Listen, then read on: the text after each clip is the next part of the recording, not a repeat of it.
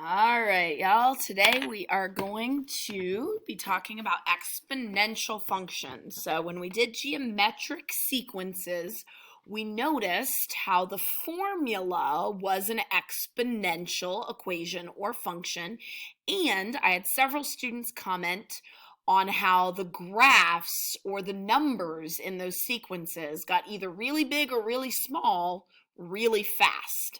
And that's what happens with exponential functions. So we've got learning goals up here, bunch of things we're going to be able to do when we finish with this lesson.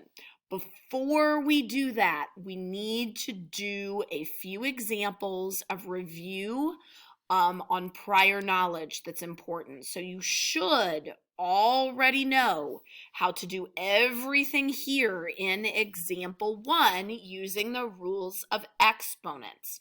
If you do not, please let me know so that I can help you to get it. If you don't want personal help, you can always go back to the video on rules of exponents as well. So let's go ahead. I want you to pause the video, go ahead and do all of these. So from A through G. And I'll ask you to report on at least one of them, but go ahead and do each of them, and then once you've got them done, unpause it so that you can continue to check your work.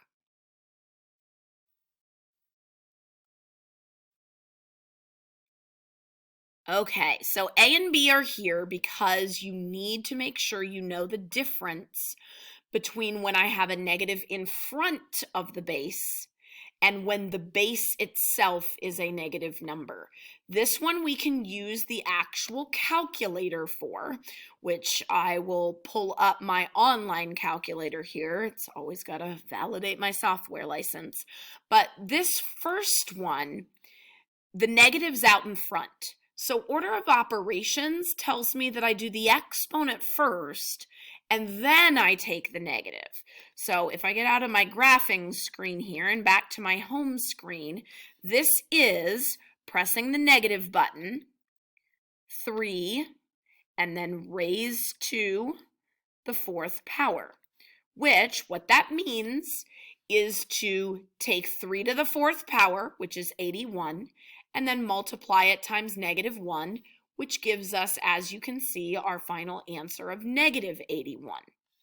In contrast, part B here, when I have parentheses, those parentheses are important because I don't get the same answer.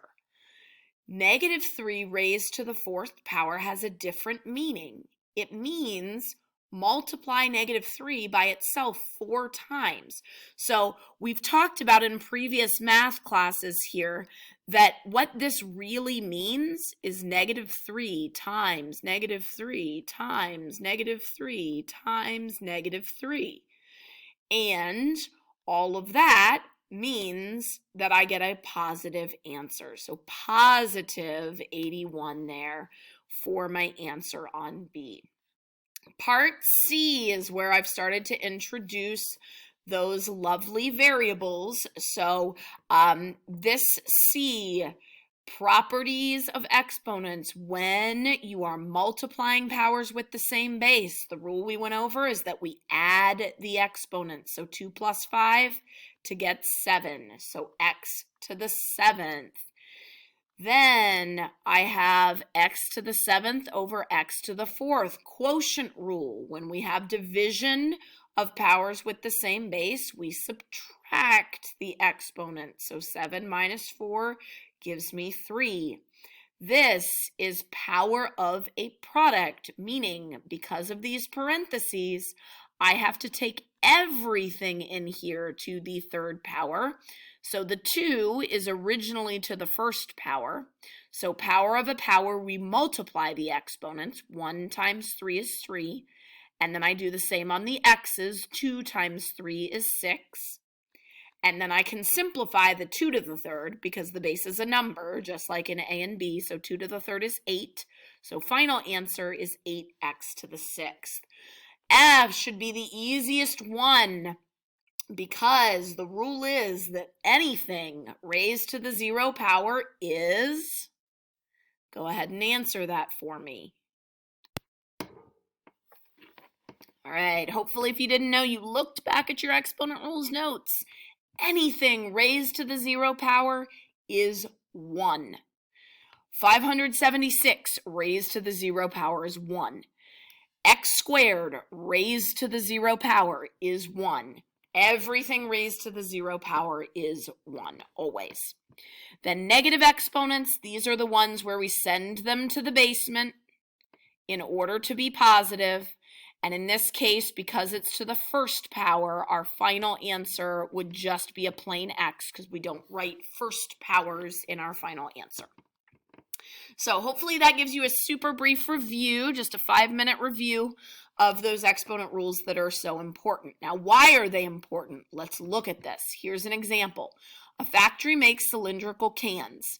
The cans come in different sizes, but the radius of the can is always half of the height. So if you can't tell, this says H, that's the height of the can, and the radius is always half of that. Half of H is H over 2 in simplest form. It would also be fine, to write 1/2 H. It's the same thing. Can we write and simplify a formula for the volume of any can? So this is the volume formula for a cylinder. I can simplify because I now know that R in this specific case for this factory is H over 2. So this is kind of like substitution here. In place of R, I put H over 2, and then I want to simplify this. So exponent rules, look at them. Everything in here needs raised to the second power. So that gives me H squared, and then the bottom, 2 squared, which is 4. Then this pi has a denominator of 1. So does this H. Now look at another exponent rule. Pi times H squared times H. Well, H squared times H, it's like C here. When you multiply powers with the same base, you add the exponents. This is understood to be a 1, so that gives me pi H cubed on the top, and then 1 times 4 times 1 is 4. So our simplified volume would be pi H cubed over 4. Oops, dropped something, sorry about that. Another example, just quick examples of how we can apply these, because remember that state test, so much application problems, very few problems like what you see here. If they want to assess your exponent rules knowledge, it's going to be in a problem like this. So that's why this is so important. A jellyfish emits about 1.25 times 10 to the 8th particles of light, called photons, in 6.25 times 10 to the negative 4th second. So a lot of particles, short amount of time. How many photons does the jellyfish emit each second? So that's a per second. So that means take number of photons, per means to divide. So I'm going to do 1.25 times 10 to the 8th divided by 6.25 times 10 to the negative 4th. Now, this says that let's do this in both scientific notation and in standard form. When things are separated by multiplication, we can kind of like just make them separate pieces. So this I could actually write like this. And the reason I would do that in scientific notation is because I can then have kind of like terms here. I can do 1.25 divided by 6.25. So I do that. 1.25 divided by 6.25. That gives me 0.2. So 0.2 and then times this, exponent rules. When we have division, we subtract the exponents. Now be careful here with the subtraction. 8 minus negative 4 is 12, not 4, because it's a minus negative. So that gives me 0.2 times 10 to the 4th. Well, what does that mean? That means that I would really move the decimal place from where it is 4 times. So 1, 2, 3, and 4. So 1 would give me 2, 2 would give me 20, 3 would give me 200, 4 gives me 2,000. So 2,000 photons per second. In scientific notation, be careful. This is a tricky problem. You would think this would be the answer, but remember that in scientific notation, you have to start with a number that's between 1 and 10. So you would actually have to do 2 times 10 to the 3rd for the scientific notation answer. Another way to approach this would be to actually write both of these numbers out in their decimal forms. So move this decimal place 8 times, move this one to the left 4 times, divide the decimals, and then get the answer from there. I think that that takes longer. I prefer using the exponent rules, but certainly that would get you the same thing. We also see exponents in our exponential functions, which we learned some about when we looked at our geometric sequences. So the reason exponential functions are named exponential is because the variable is in the exponent.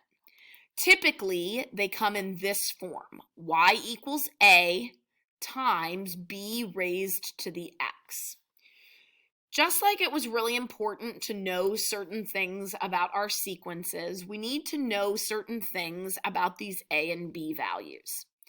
First of all, a is typically your starting value, kind of like your y-intercept. Sometimes it actually is the y-intercept. It depends on the equation.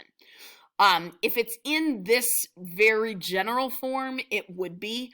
But sometimes, we have like +5 on the end or something like that that would change the y-intercept. But it's our starting value, our initial amount. When we're talking about real world scenarios, that's important. It's the amount that we start with, and it can't be 0 because you can't start with nothing if we're growing or decaying. If you have an investment, you can't invest $0 and get money out. Likewise, if you have nothing, you can't lose that nothing. So you can't start with 0. A can never be 0. The B value is the change factor. We call this either the growth factor or the decay factor. Factor means that we're multiplying and changing, because that's what it means. We're changing by this amount. So B can't be 1. The why not is because if you're multiplying to change something, multiplying by 1 doesn't change it at all. It keeps it the same. So B can't be 1. So A can't be 0, B can't be 1. Also, B has to be a positive number in order to be a true exponential function. You don't at this point need to really know why, but we will address that later on this year. So, for example, if your substance is tripling, the factor by which it is changing is 3. Triple times 3. If the substance is being cut in half, or decreasing by half each time, then your B would be 1/2.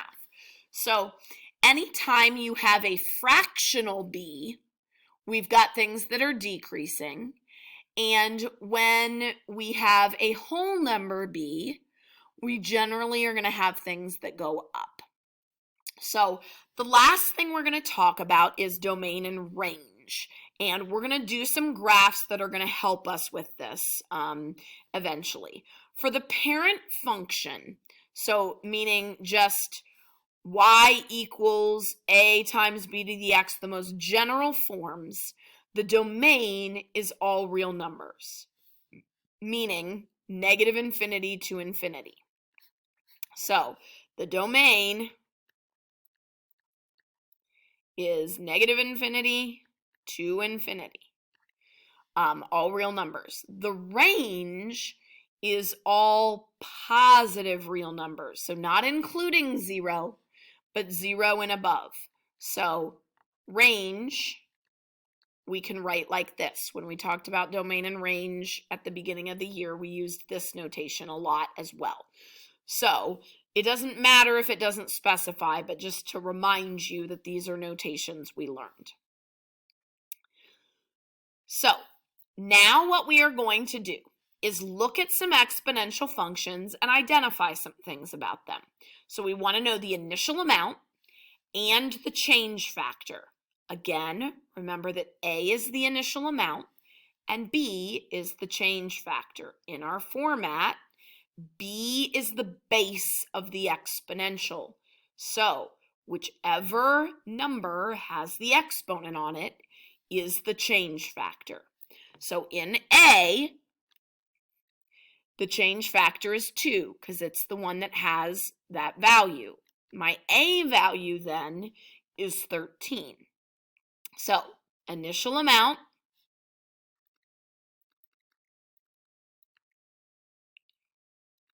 and change factor. So in B, my initial amount is 1,000. 1/2 is my change factor. All right, I want you to do the next one on your own. Tell me what the initial amount is, and then tell me what the change factor is. All right, so my initial amount, the one that does not have the exponent on it, is 150. My change factor is the 4/3. At least I think that says 4/3. All right, D, the last one, same idea. My initial amount is 3,000. The change factor is 1.03. Exponential functions are going to be labeled as either growth or decay, and this is what I talked about up earlier. This is based on that change factor, the B. Exponential growth have B values bigger than 1. Exponential decay have B values that are less than 1.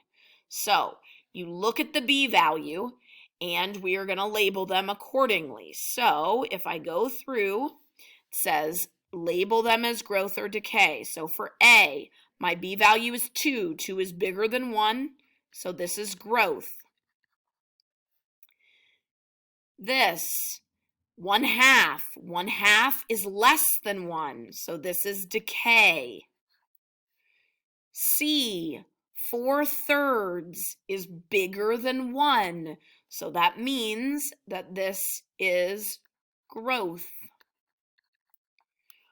All right, you do this last one, 1.03, that's my B.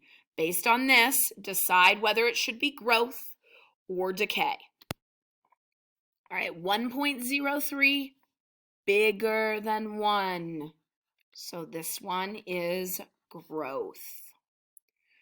All right, example 3. Determine whether the graphs are growth or decay. Write the initial value A and the change factor, which then will allow us to write the equation to model the growth. Now, let's go back to what we've said before. If the substance is tripling, your change factor, growth factor would be 3. If it's getting cut in half, then your B is 1/2. Your decay factor is 1/2. So that's what we're looking at. Now, how we tell is based on whether the numbers are going up or going down for growth or decay. So in part A, these values are getting bigger as I go to the right, which means that this guy is going to be growth. Now, the initial value is going to be my y-intercept in this case. So I'm starting with this initial value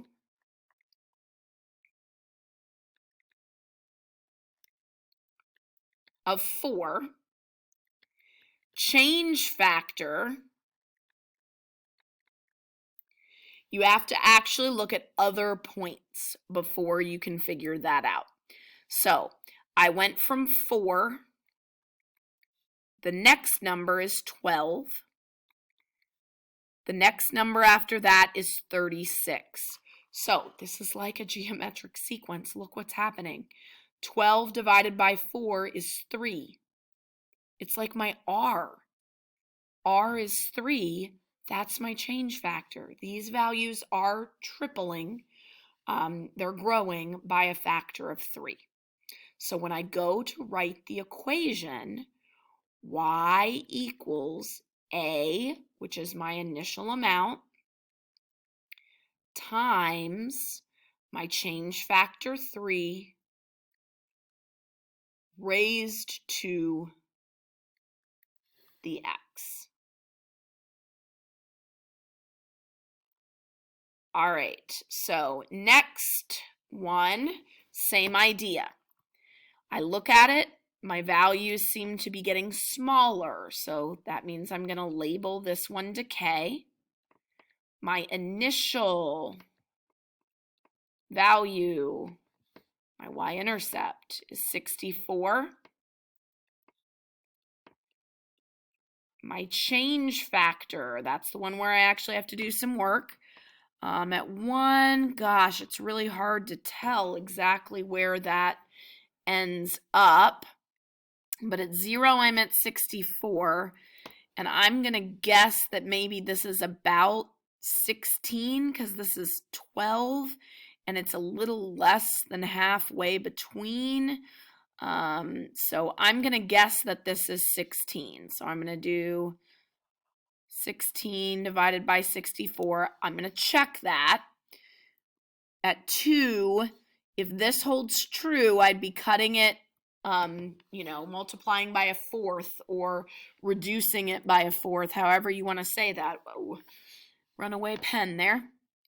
At 2, if I reduce 16 by a fourth, it would give me 4. This does look like it's about a third of the way to 12. So I'm thinking that that is a value of 4. So we're going to go with change factor 1/4, which means y equals initial amount times change factor raised to the x. All right. Example 4, determine whether the table represents a linear or an exponential function. Explain. So, linear functions would have to have a constant rate of change, meaning your y over x is consistent every single time. If it's exponential, then the differences are going to magnify as you go along. Here, if I do y2 minus y1, gives me -4 over 1. When I do 18 minus -6, that gives me -12 over, again, 1. So it's not the same. I got -4 for the rate of change between the first 2 points, and I got -12 as the rate of change between the second 2 points. So it's definitely not linear. It's exponential because as x increases by 1, y is multiplied by 3 is what's happening. And again, that means that it's kind of like we have a sequence here, except we're starting with term 0 instead of term 1. But I have that common ratio. -6 over -2 is 3. -18 over -6 is 3, so on and so forth, which means it's going to be exponential. So now we need to determine the initial value and change factor so that we can write the equation. So just like we did up here, initial value, change factor, plug them into the equation. So the A value is usually my y-intercept in these simple examples, so -2. My B value is the change factor, in this case, 3. So plug this in for A, plug this in for B, and go ahead and select what the correct equation would be for this table.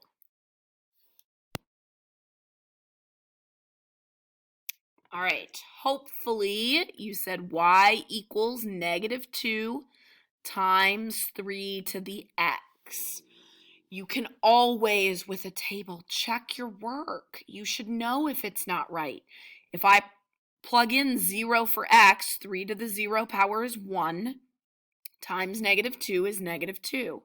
If I plug in 1 for x, that gives me 3 times -2, which is -6, and it works for all of them. So you can check your work always. Now, C, does this table represent growth, or does it represent decay? So this is actually kind of a trick question, which is why it's in the notes, so that you won't get tricked in the future. Look at the definitions. Exponential growth, B is bigger than 1. Exponential decay, B is less than 1. The B value here is 3. So that means this is growth because B is bigger than 1. Now, the reason why this is a trick question is people say, but Mrs. Thomas, the numbers are getting smaller. How can it be growth? So yeah, in most real life situations, things that are getting smaller are not growing. But an example of this might be like if you were like digging a hole, you're getting further and further below ground level, but that's good progress. The hole is growing, if you will. So I know that seems super complicated, but when we are deciding whether something is growth or decay, it's not always, is it getting bigger or is it getting smaller? You really do have to look at those B values and what we have here in order to know which is which. So hopefully that makes sense. All right, so now we are to our last example with our lovely looking friend here, Marie Curie. So a half-life is defined as the amount of time it takes for a substance to reduce to half of its original amount. So nuclear physics, radioactive materials, this is a huge thing, half-lives. So radon is the material we're going to talk about in this example. It has a half-life of 4 days. Radon is often found in the basements of Ohio homes. If you guys have had to sell a house that was older, most likely your parents had to pay to put in a radon mitigation system. I know I have had to do that when I sold a house because it's common that radon is in the basements, and they are very now picky about radon levels and having to keep those down. So a reading was taken in a basement, and it found that there were 8 pci per liter of radon. If the half-life of radon is 4 days, if you haven't talked about half-life in science yet, what that means is that this is the amount of time that it will take for that amount to reduce by half. So 4 days is 1 half-life. So that means that whatever I started with, I should have half of it after 1 half-life. So after 4 days, I should have 400 PCI per liter of radon. Now 8 days. 8 days is 2 half-lives. So be careful about this. You take how much you had after the first half-life, and you take half of that. So 200 PCI per liter would be my answer. Sometimes I get people that are like, oh, well, it went down by 400, so it's going to go down by 400 again, and I'm going to have nothing. That's not how this works. We don't get to nothing. We just get to very, very small amounts. So when I'm writing this equation based on the number of half-lives, after 0 half-lives, I had 800. Then I had 400. Then I had 200. Writing it like this can sometimes help you to realize how to write it. The initial amount is my 800, so that's my A. We've really focused on initial amount and change factor. The change factor, again, we've already talked about this. Look up here. If it's getting cut in half, B would be 1/2. So 1/2 is my B raised to the x power. And there is my exponential function for the amount of radon remaining after x half-lives when I'm starting with 800 PCI per liter. So if I want to know how much radon would be in the house after 32 days, all I'm going to do is figure out how many half-lives that is, and then put that number in for x. So 32 days, if the half-life is 4 days, this is 8 half-lives.